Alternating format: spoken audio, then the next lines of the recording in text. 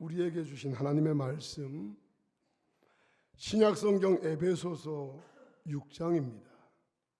1절로 4절, 에베소서 6장 1절로 4절의 말씀은 신약성경 315쪽에 보시면 있습니다. 성경이 없으신 분 영상을 통해서 함께 보시기 바랍니다. 제가 받들어 봉독해 드리겠습니다. 자녀들아, 주 안에서 너희 부모에게 순종하라. 이것이 옳으니라. 내 아버지와 어머니를 공경하라. 이것은 약속이 있는 첫 계명이니 이로써 내가 잘되고 땅에서 장수하리라. 또 아비들아, 너희 자녀를 노엽게 하지 말고 오직 주의 교훈과 훈계로 양육하라. 아멘. 제가 오늘 많이 행복합니다. 일단은 보고 싶었던 얼굴들을 오늘 볼 수 있어서 너무 행복하고, 두 번째는 어린이들이 너무 찬양을 너무 잘했어요. 다들 너무 잘했어요. 우리 시온이도 잘하고 여기 친구들 다 너무너무 잘했어요. 그래서 좋았습니다. 그리고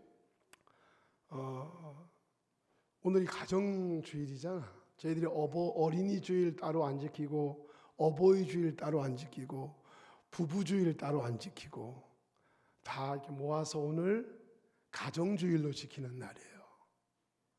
그래서 이 가정주일이 저와 여러분에게 큰 복의 시간이 되기를 주님의 이름으로 축복합니다. 마음 문을 활짝 열고, 제게 주어진 시간이 너무 작아서 제가 여러분들에게 하여튼 주의 도우심을 구해서 말씀을 전할 텐데, 이 말씀의 시간이 여러분과 저에게 큰 성령의 기름 부으심을 통해서 잃어버렸던 사랑도 회복하고, 믿음도 좀 충만히 채워지고, 깨달음도 임하고, 우리 어린이들은 예배 드리는 동안 목사님 잘 쳐다보고 그렇게 예배했으면 좋겠습니다. 오늘 사정이 있어서 못 나온 분들에게도 주님의 은혜가 함께 하시기를 이 목사가, 여러분들이 간절히 소망합니다. 지금은 무슨 시대라고 보통 신학자들, 목사님들, 성도들은 그렇게 얘기하냐면, 근데 그 얘기가 틀리지 않아요. 지금 이 시대를 성령 시대라 그래요. 예수님이 사람으로 오셔서 몸을 입고 오셔서 33년을 지내시고 3년의 공생애를 사실 때 시대를 성자 예수님의 시대라고 얘기하고, 그 이전의 시대를 성부 시대라 그래요.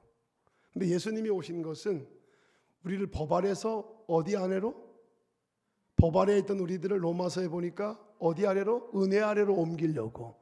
처벌받아야 될 우리 대신 당신이 처벌받으셔서 이제 우리가 언제든지 예수 이름 의지해서 주님 앞에 용서를 구하면 용서받을 수 있게 주님이 십자가에서 이루신 줄로 믿습니다. 그 예수님이 이루신 구원을 법적인 구원이라 그러는 거죠. 법적인 구원을 이루시고 예수님이 부활하시고 승천하시면서 누굴 약속하셨냐면 성령님을 약속하셨어요.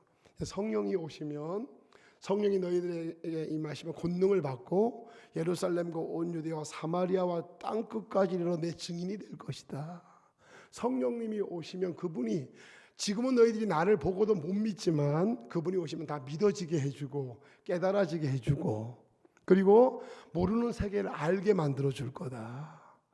그래서 교회 시대는 성령 시대고, 사도행전은 다른 말로 말하면 성령행전인 거예요. 사도들의 행적을 기록한 게 사도행전이잖아. 그 사도들이 그렇게 놀라운 사역을 감당하도록 역사하신 분이 누구냐? 주체가 성령이시거든요. 그래서 신학자들은 사도행전은 성령행전이다 이렇게 말을 한단 말이에요. 예수님이 부활 승천하시고 성령님이 임하시고 교회가 태동하면서부터 지금까지 2000년 동안 지금 우리는 무슨 시대를 살고 있냐? 성령의 시대를 살고 있어요. 이 시대는 성령의 역사가 절대적이에요. 예수님의 영이신 성령께서 우리 심령 속에 임하셔서 우리와 내주하시고 동행하시고 역사하시는 게 사실은 절대적인 문제예요. 제가 2주에 걸쳐서 성령 충만하면 뭐 합니다? 성령 충만하면 가능합니다. 한번 따라해 봅시다. 성령 충만하면 가능합니다. 여러분, 이 시대는 목사건 성도건 어린 아이건 성령 충만하지 않으면 신앙생활 못합니다. 그런 시대라는 걸 명심하시고 부탁드리는데, 뭔 충만하기를 여러분 사모하셔야 합니다.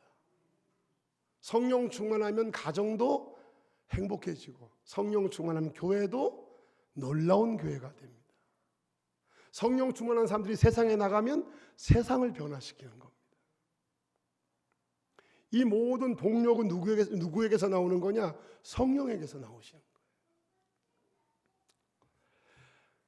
자, 둘 이상이 되면 나타나는 단어 하나가 있어요. 2명 이상이 되면 나타나는 단어가 뭐냐면, 혼자일 때는 없어요. 둘 이상이면 나오는 단어가 뭐냐? 관계라는 단어가 나와요. 관계. 근데 이 관계는 절대적일까요? 사람의 관계는 상대적일까요? 상대적이에요. 그래서 내게 오는 게 있으면 가는 게 있는 거예요. 관계는 상대적이에요.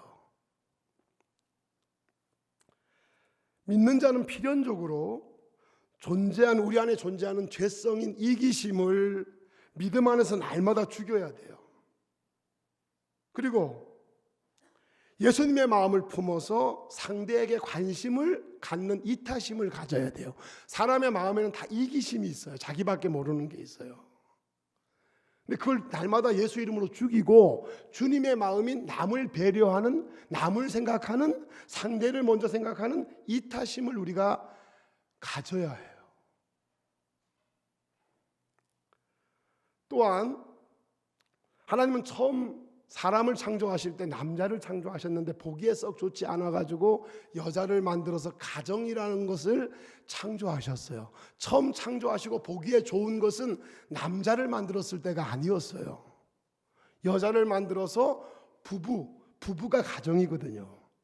부모 자식이 가정의 시작이 아니에요. 부부가 가정의 시작이거든. 가정을 만들었을 때 주님이 보시기에 좋았다고 하신 거예요. 하나님이 창조해 놓으시고 보시기에 좋았다고 하셨으니까 만족스러웠던 거거든요. 하나님 처음 창조하실 때는 부부를 만들었는데 부부가 처음 시작이에요.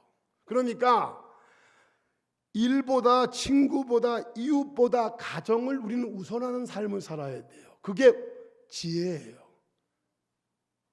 남자분들, 여기 여자분들, 우리 청년들 다 명심하세요. 여러분이 가장 우선 둬야 될 것은 어디냐? 가정이에요. 가정을 주님이 만드시고 보시기에 좋았다고 하셨거든요. 가정에 가장 관심을 가져야 돼요.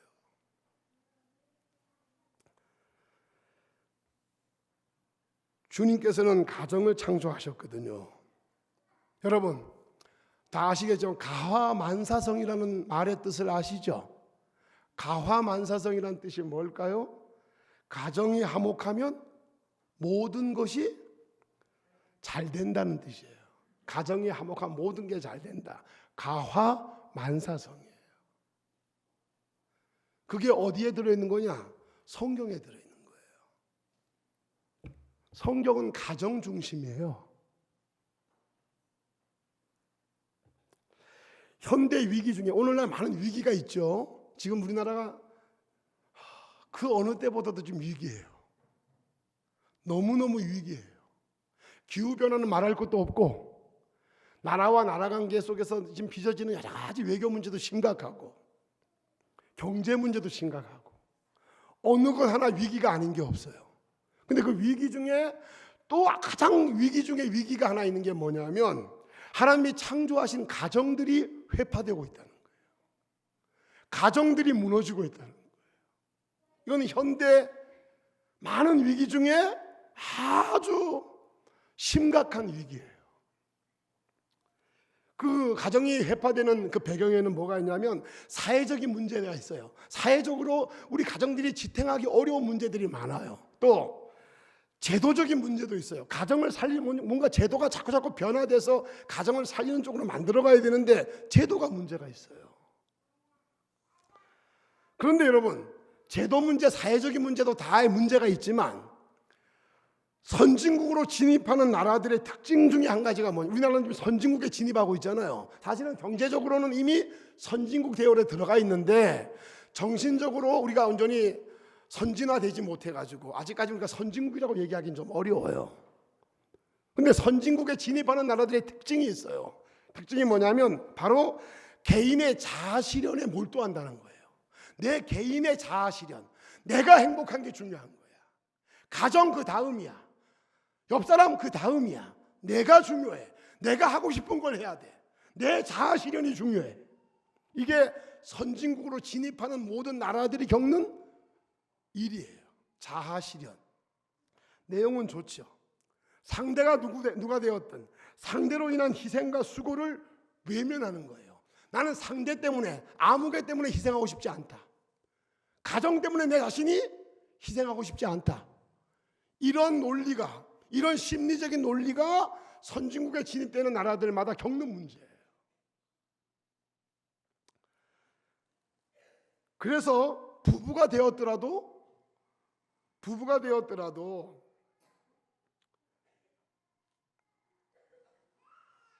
예전과 다르게 가정을 위해 인내하거나 희생하는 자세가 보이질 않아요.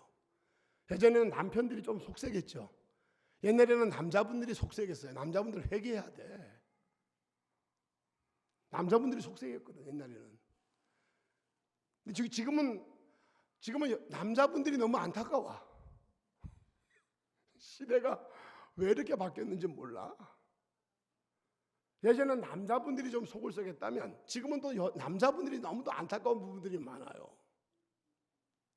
자, 그런데 옛날에는 아내가 가정을 지키려고 희생을 했어요. 우리 어머니가 그랬고 여러분의 어머니가 그랬어요. 가정 때문에 희생을 너무너무 많이 했어요. 인내했어요. 당장 이혼하고 말아야 되고 그만두고 말아야 되는데 버티는 거야. 왜? 자녀 때문에, 가정 때문에 버티는 거야. 근데 요즘은 그게 많이 약화됐어요. 그래서 남편이든 아내든 간에 자식이 있는데도 불구하고 쉽게 나누어지는 걸 그렇게 어렵게 생각하지 않아요.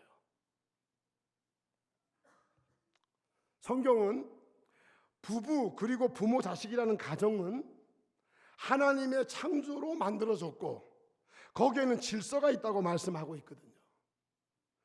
하나님의 뜻대로만 행하면 그 가정은 보기에 좋은 가정이 되고 행복한 가정이 되는 거예요. 누구 보시기에 좋아요? 하나님 보시기에 좋아요. 왜? 하나님이 가정을 보시기에 좋은 가정을 그분이 만드셨으니까. 그런데 오늘날 이 가정이 3대 악재, 우리의 죄성, 사탄의 역사, 선악과의 열매로 인해 가지고 가정이 가정을 지킬 만한 능력을 가질 수가 없어요. 3대 악재를 이길 수 있는 능력이 가정에 사람들에게 없는 거예요. 여러분, 부부는 각자에게 균등합니다. 남편이 더 권리가 많고 아내가 더 권리가 없는 거 없어요. 부부는 두 사람이 다 균등해요. 그래서 서로를 존중해 줘야 돼요. 부부는. 그런데 부모 자식은 달라요. 부모 자식이 행복하려면 누가 책임자가 돼야 되냐? 부모가 책임을 져야 돼요. 부모 자식은 균등하지 않아요. 부모 자식은 부모가 중요해요. 오늘 본문 말씀이 무엇입니까? 자식은 부모님께 주어진 주 안에서 순종하고 부모님은 자녀를 양육할 때 자녀들을 노엽게 하지 말고 주의 교훈과 훈계로 양육하라는 거예요. 자녀를 뭐 하지 말라? 부모들은 자녀들을 화나게 하지 말라는 거야. 노엽게 하지 말라는 거야. 이 말씀을 이제 잘 들으셔야 돼요. 왜? 그게 노엽게 하는 게 뭔지를 알아야 되잖아. 주님께서는 부모와 자식에게 끈을 주셨어요. 제가 여러분 몇 번 말씀드렸어요. 뭔 끈을 줬냐면 본능의 끈을 줬어요. 부모는 자식을 향한 끝없는 사랑의 본능을 줬고 자녀는 부모를 향해 끝없이 그리워하는 그리움의 본능을 줬어요. 부모에게만 자식 사랑의 본능을 준 게 아니에요. 자식에게도 부모만 바라보는 그리움의 본능을 줬어요.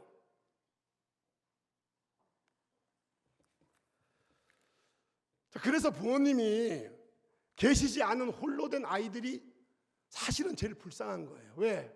그 부모가 채워줘야 되는데 부모가 채워지지 않으니까 그 그리움 때문에 아이가 너무너무 불쌍한 거예요.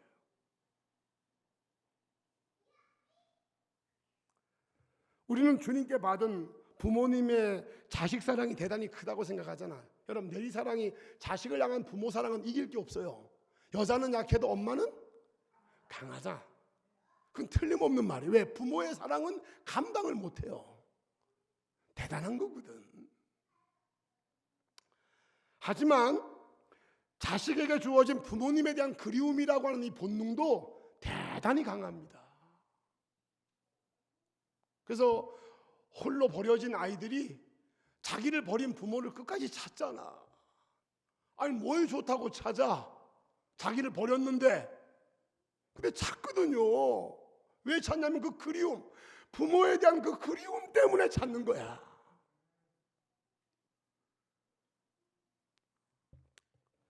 가정주의를 맞아서 우리는 부모님의 역할이 얼마나 중요한지를 잠시 말씀드리려고 합니다. 여러분, 출생하는 자녀가 많은 사람에게 영향을 받아요. 친구에게 영향받고, 선생님에게 영향받고, 이웃 할머니에게 다 영향받고 성장하는 거지. 그러니까 아이가 자라는 데는 마을 전체가 필요하다 그러잖아.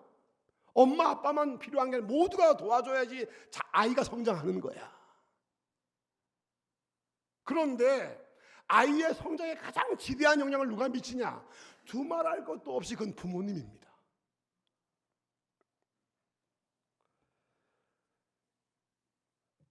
그 말은 부모님이 가정 행복의 출발이라는 거야. 부모님이 잘해야 가정은 행복해진다는 거야. 왜? 아이들은 부모님에게 절대적으로 영향을 받으니까. 자녀들은 부모님의 마음과 행동 그리고 말에 지대한 영향을 받아요. 여러분의 행동과 말, 여러분 자녀들한테 잘해야 돼. 가까이 있고 내 자식이라고 함부로 하면 큰일 나요. 잘해야 돼요. 저는 지금 살면서 여기 부모님들 절 보세요. 여러분 제일 무서운 게 누구예요? 남편이에요? 자식들이에요? 부모님들이 제일 무서워하는 대상이 누구냐? 자식이야, 자식. 자식한테는 말도 제대로 못해.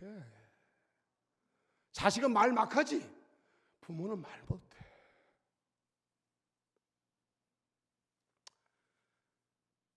왜냐하면 부모는 자식을 너무 사랑하거든요. 사랑하니까 자식이 다칠까 봐 말 조심하죠. 상처 입을까 봐. 근데 여러분, 그게 정상이야. 부모는 그렇게 해야 돼. 자식을 그렇게 생각해야 되는 거야. 자녀들은요, 부모님의 말과 행동과 또 모든 마음의 영향을 받아요. 그 영향을 받고 자식이 성장하여 또 뭐가 되냐? 부부가 돼요. 우리 아들 이제 5월달에 결혼하잖아. 막내딸 보내는 거야. 제 친구 목사님들이 얼마나 부러워할까, 부러워하지 않을까? 얼마나 부러워하는지 몰라. 야, 우리는 지금 한 명도 안 보냈는데 목사님들 자녀들은 보통 3명이 많아요. 우리 집도 3명이잖아. 그러니까 막내딸은 이제 시집을 가는 거야. 그러니까 그 3명 다 하나도 안 보낸 내 친구 목사님도 얼마나 부럽겠어. 그럼 내가 부러워하는 그 목사님들을 볼 때마다 부럽지? 이렇게 얘기할까요? 내가 안 부럽게 하려고 노력할까요? 부럽게 안 느끼게 하려고 노력해요. 여러분, 중요한 건 뭐예요? 자식에게 잘 양육을 해서 자식이 성장하면 부부가 돼요. 부부가 되잖아. 부부가 되면 부모가 또 자녀를 낳아. 자녀가 되면 뭐가 돼? 부모가 돼. 근데 그 부모가 된 자식이 자기 부모님에게 받은 영향을 자기 자식에게 줄까 안 줄까? 줍니다. 그러면 그 손주가 누구 닮냐? 자기 부모를 닮고 그 부모는 할아버지 할머니를 닮은 거야.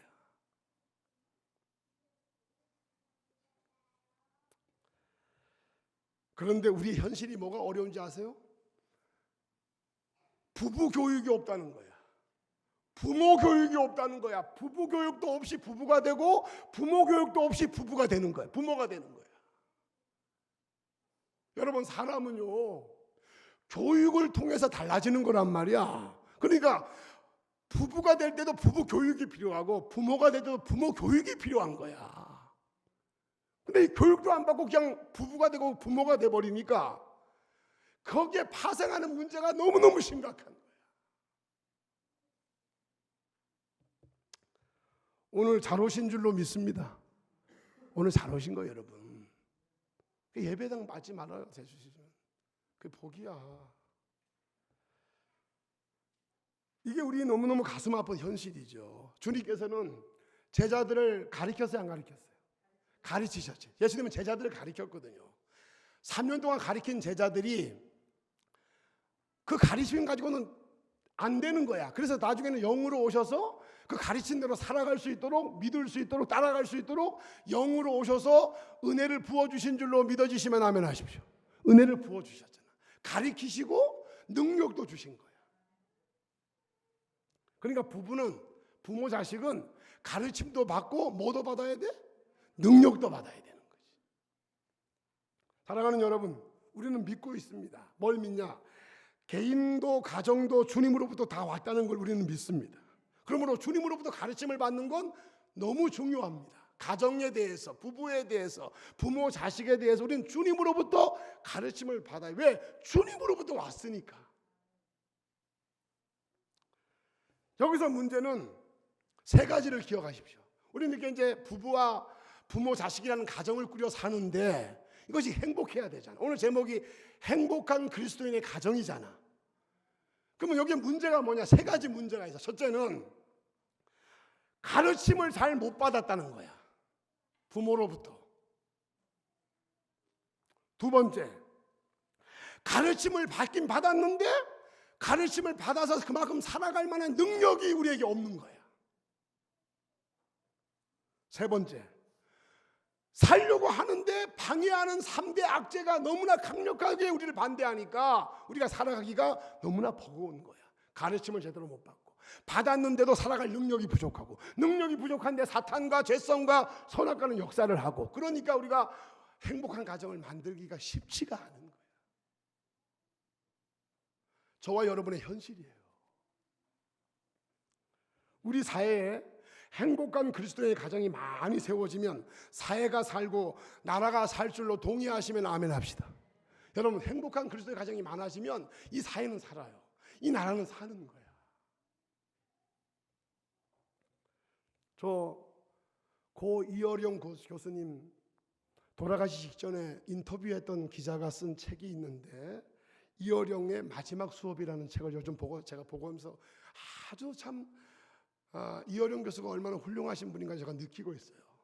근데 그분이 거기 책 속에 인터뷰 속에 담아놓은 가정에 관계된 몇 가지를 제가 읽으면서 도전을 받았어요. 그게 성경적인 의미이기도 해요. 여러분에게 그걸 좀 간단하게 정리해드리고 오늘 말씀을 정리할까 해요.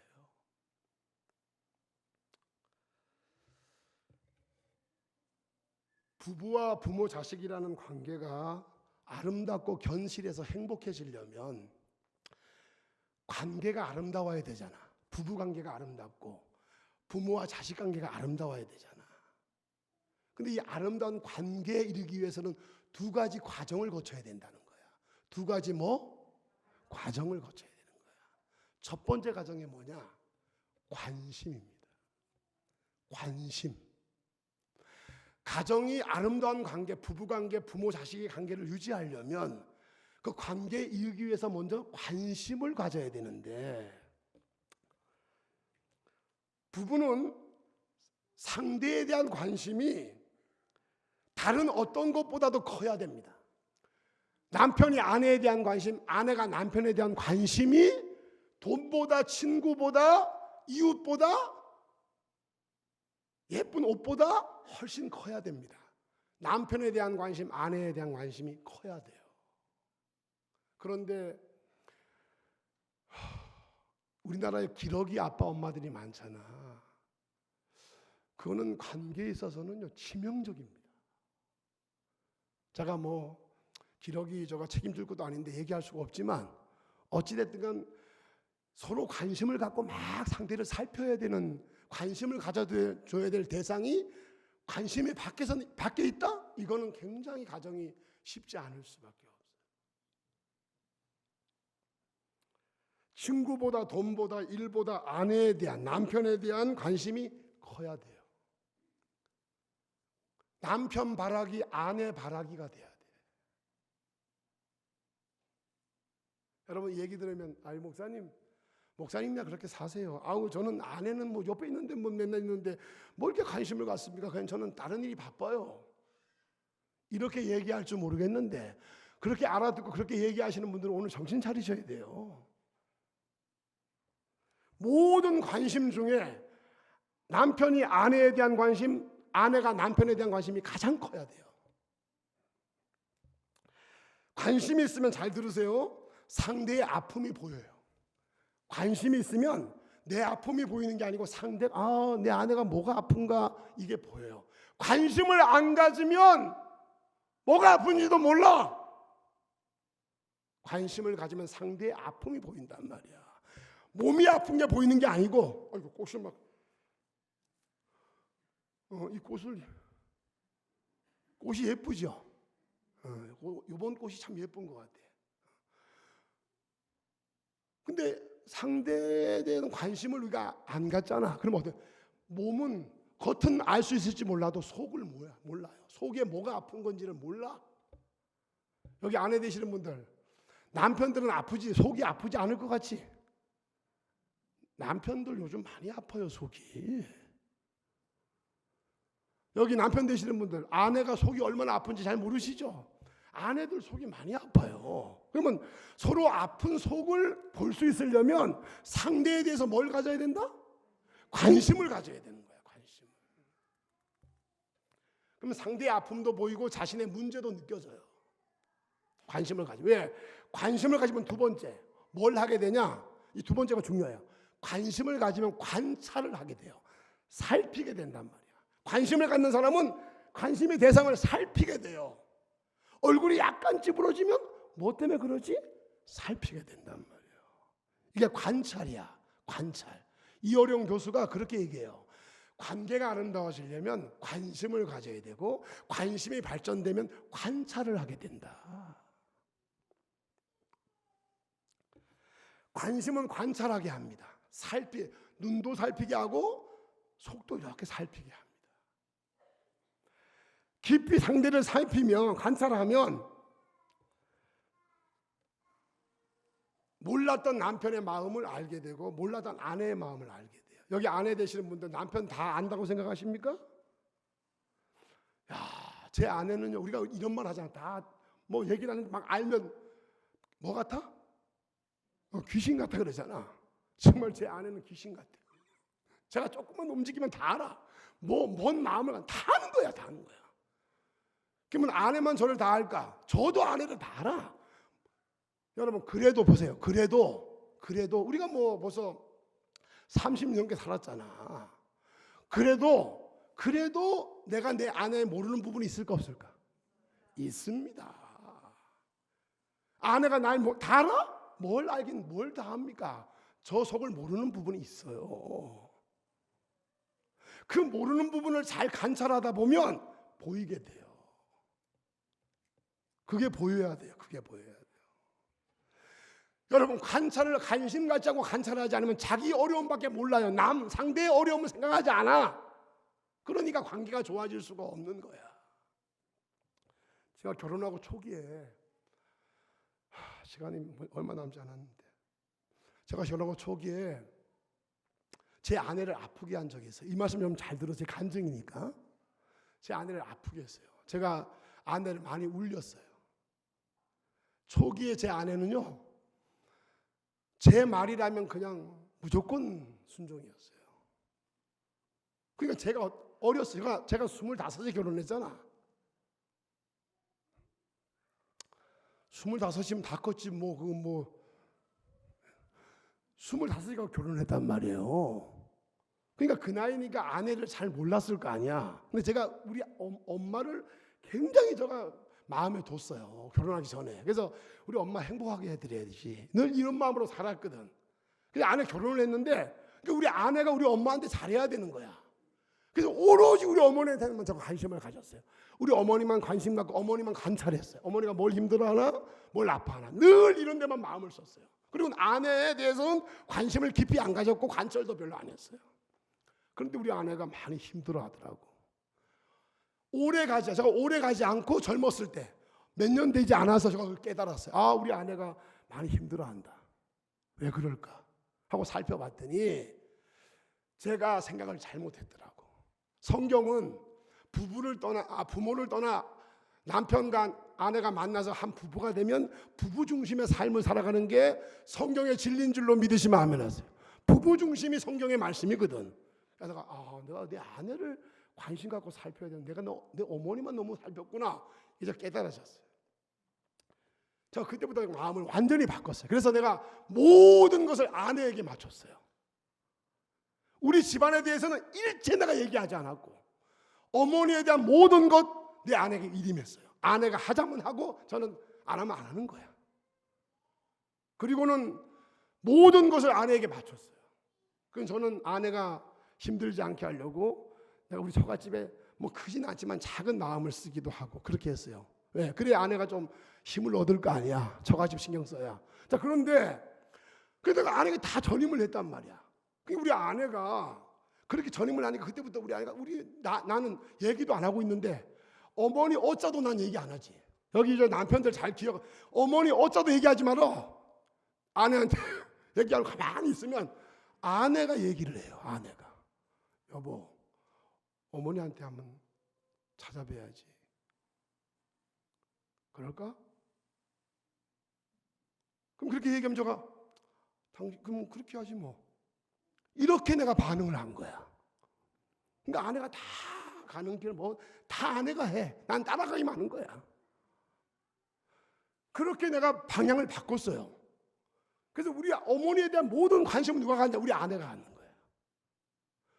그리고 세월이 흘렀어요. 어머니하고 잘 지냈어요.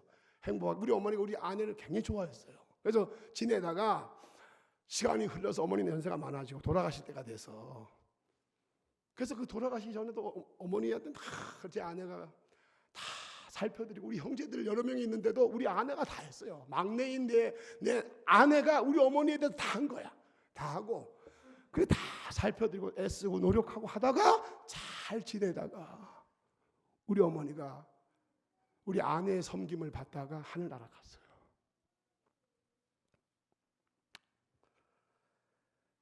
그렇게 하니까 자녀들과 부모하고도 행복하고 가족 모두가 행복한 거야. 너무너무 행복한 거야. 부작용이 없어. 왜 그랬을까요? 제가 깨달았거든요. 남편은 무조건 아내의 관심을 가져야 된다. 관찰을 해야 된다. 혹시라도 마음이 상한 게 있으면 내가 빨리 인정하고 풀어야 된다. 그러면 아내가 풀어지면 가정은 해피해진다. 이게 내 생각이었거든요. 그랬더니 그게 되니까 정말로 아름다워지는 거야. 정말로. 그래서 다들 우리 자녀들도 다들 해피하게 보내면서 예수 안에서 사실은 잘 지내왔어요. 사랑하는 여러분, 부모님들에게 한 말씀만 드리고 마칠라 해요. 왜냐하면 시간이 너무 다 끝났어요. 아쉽지만 정말 아쉽대. 제가 준비한 게 아직도 너무 많아요. 그런데 여기서 맞춰야 돼. 왜? 시간 또 오기면 여러분 더 속상할 거니까. 부모님들에게 한 가지 말씀드릴게요. 부모님들. 부부 얘기는 끝났고 부모 자식의 얘기만 한 가지만 드리고 마치려고 그래요. 여기 부모님들을 자식의 모든 책임은 부모에게 있다는 것만 명심하시면 돼요. 근데 부모님들은 뭔 생각을 해야 되냐면 이 젊으신 엄마 아빠들 잘 들으세요. 부모는 자식을 늘 관심을 갖는데 자기 대리만족의 대상으로 생각하면 안 돼요. 공부시켜가지고 출세해서 내가 우리 아들 출세하면 나도 이제 좀 대우받겠지. 이런 마음은 절대 가지면 안 돼. 다 그건 내려놔야 돼요. 그리고 뭔 마음을 가져야 되냐면 지금 있는 현재 아이, 그 아이가 여기 우리 시윤이가 지금 몇 살이지? 10살이지? 시윤이 나이 좀 내면요 다 알아요. 그러니까 10살이 됐든 14살이 됐든 20살이 됐든 간에 지금 현재 내 아이가 뭐 때문에 힘들어하는지, 뭐 때문에 아파하는지, 뭐가 고민인지를 부모가 관심을 갖고 자녀 입장에 서서, 자녀 자리에 서서 자녀를 보는 거야. 살피는 거야. 그래서 그 자꾸 살피고 보다 보면 자녀가 뭐가 힘들고 뭐가 아파하는지가 보여요. 그것만 도와줘. 그것만 조금 도와줘. 그러면 자녀가 너무 좋아해요. 여러분, 어른만 스트레스가 있는 게 아니에요. 아이들도 스트레스가 굉장히 많아요. 그러니까 부모님들은 이왕 아이들을 키우니까 잘 키워야 되잖아. 그런데 아이들이 커서 뭐가 될 거라고 생각을 그런 거 꿈꾸지 말고, 그런 건 꿈꾸지 말고 지금 현재 내 아이가 뭐 때문에 괴로워하는지, 뭐 때문에 아파하는지에 관심을 가지란 말이야. 그리고 그걸 기도하면서 보시면 거기에 맞춰서 여러분들이 조금만 도와주면 돼요. 그러면 아이들이 이심전심이야. 엄마 아빠 마음을 아이가 알아. 그럼 얘기를 자세히 안 해도 아이가 다 알아서 해. 사춘기가 되면 친구 의존하거든, 친구. 근데 사춘기가 돼도 아이 마음을 잘 살피는 부모들은요, 아이들이 사춘기 때 부모와 얘기합니다. 근데 부모하고 얘기를 하면 맨날 주장만 하고 뭐 하라고만 하고 왜 그러냐 그러고 니 왜 그러냐 뭐 이런 얘기만 해야 되니까 그런 부모님하고 사춘기 아이들이 얘기할 수가 없어요. 그냥 살펴. 자세히 이렇게 살펴봐. 그러면 뭐 때문에 아파하는지가 보이거든. 그리고 말이에요, 여기 어린 아이를 키우시는 분들, 아이가 사춘기 되기 전까지는 당근만 주면 안 돼요. 무조건 오냐 이렇게 하면 안 돼요. 사춘기가 되기 전까지 어린 아이들은 당근도 주고 엄하게도 해야 돼요. 엄하게도 하면서 엄했으면 빨리 품어줘야 돼. 제가 우리 아이들 키우면서 내가 아주 마음에 꼭 담고 했던 게 그거예요. 혼을 내잖아. 그다음에 당장 걔가 그 아이가 인정하면 제가 품에 안아요. 안고 그래 마음이 아팠지 하고 제가 위로를 해줘요. 그러면 그게 싹 녹아요. 부모가 안아주면 다 녹거든요. 그러니까 부모는 잘못했을 때는 잘못했다는 걸 알려주고 엄하게 해야 돼요. 어릴 때는 왜? 어릴 때는 그게 되거든. 근데 사춘기가 넘어설 때는 채찍을 들지 말고 그때부터는 따뜻하게만 대해주면 돼요. 따뜻하게. 어렵지만 따뜻하게만 대해줘. 이게 부모가 자식을 양육하는데 노엽지 않게 하는 길이에요. 그러면 아이가 그런 부모의 심정을 다 알아요. 스스로 조심하고 스스로 잘하게 되는 거예요. 그래서 마무리합시다. 사랑하는 여러분, 여러분의 가정이 말이에요, 주님의 은혜를 근데 이것만 말씀드릴게요.